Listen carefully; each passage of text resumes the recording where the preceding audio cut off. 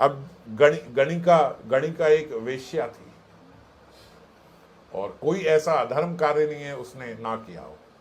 पुराणों में कथा आती है गणिका की, सुनिए आप सबने नाम सुने। तो गणिका जो है ये जैसे एक बार जैसे टोली संतों की जा रही थी, जैसे अजामिल के साथ हुआ था वैसा ही केस है। तो टोली संतों की जा रही थी, बीच में कुछ बदमाश बच्चे खेल रहे थे, उनको पूछा भैया ये कोई वैष्णव का घर होगा ये जहाँ प्रसाद पा सके?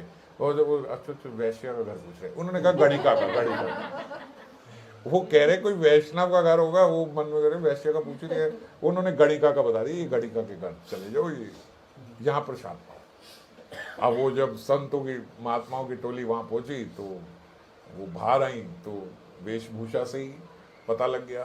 पूछा तो उन्होंने कहा नहीं नहीं नहीं, हम तो यहाँ प्रसाद नहीं पाएंगे, हम तो। अरे गणिका ने कहा आप आए हो तो महाराज ऐसे तो नहीं आए हो, ऐसे तो नहीं होता इतने सारे संत महात्मा मेरे आंगन में आ जाएं, कोई तो भगवान की विशेष कृपा रही होगी, कोई तो उपचार बता जाओ कि मेरा कल्याण कैसे होगा, आप तो संत महात्मा हो, उदार चित्त हो, मेरे उद्धार का कोई तो रास्ता होगा।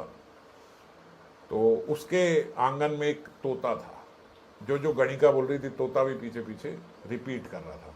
उन्होंने बोला इस तोते को राम राम बोलना सिखा दो। और गणिका ने बस इतने से हो जाएगा? बोले हाँ इतने से हो जाएगा, ये तोते को सिखा दो कि राम राम बोला करे।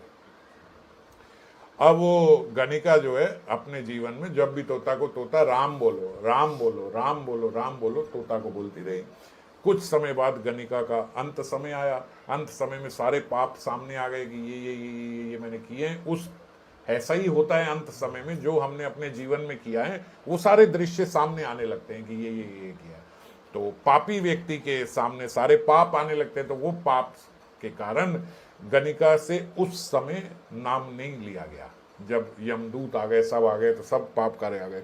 उस समय बोलते जो वो तोता था, वो तोते को बोलती थी राम बोलो राम बोलो, तो अब नहीं बोल रही है, तो तोता बोल रहा है गणिका राम बोलो राम बोलो राम बोलो। और जैसे ही उसने बोला राम, उसको स्मृति आई, ओ उसने राम बोला, और बोलते राम बोलते ही सारे जो यमदूत थे वो भाग गए, विष्णु दूत आए और गणिका का उद्धार हो गया, लिबरेट हो गए। तो उद्धार कैसे हुआ? केवल वही संतों की बस एक कृपा कि राम बोलो।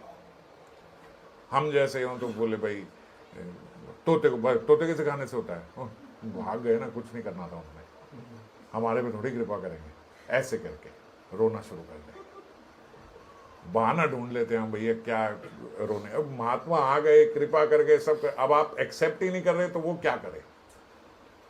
सामने वाला आके आपको धन दे के जा, हाँ, हमें धन दे के जा रहे हैं, पता है हमें कौन सा धन होना है, हमें नहीं दे के जा रहे। अब वो क्या करे? कुछ कर सकते हैं? तो जिसका स्वभाव रोने का है उस पर भगवान कृपा करना भी चाहे तो क्या करे? इसीलिए बोलते हैं कि कोई व्यक्ति प्रारब्ध से दुखी रहता है, कोई व्यक्ति उसके कोई नक्षत्रों से दुखी रहता है, उनका उपचार हो सकता है। प्रारब्ध एक समय के बाद तो खत्म होंगे। नक्षत्र बिगड़ गए हैं, आज नहीं, महीने भर, साल भर, कितने साल के बाद तो खत्म होंगे। पर जो स्वभाव से दुखी है उसका क्या होगा? वो उसका कुछ नहीं हो सकता। नक्षत्रों वाला और प्रारब्ध वाला तो ठीक हो जाएगा, स्वभाव वाले का ठीक होना थोड़ा मुश्किल है। तो गणिका का केवल उद्धार इसीलिए कि उसने जो संतों ने बोला उस पर पूर्ण श्रद्धा। भाई कितना मिलन हुआ संतों से, कितनी कुछ क्षणों का लव मात्र साधु संग सर्व सिद्धि होए, इसीलिए बोला जाता है। बस थोड़ा सा जो बता गए उसी को जीवन का आधार मान लिया।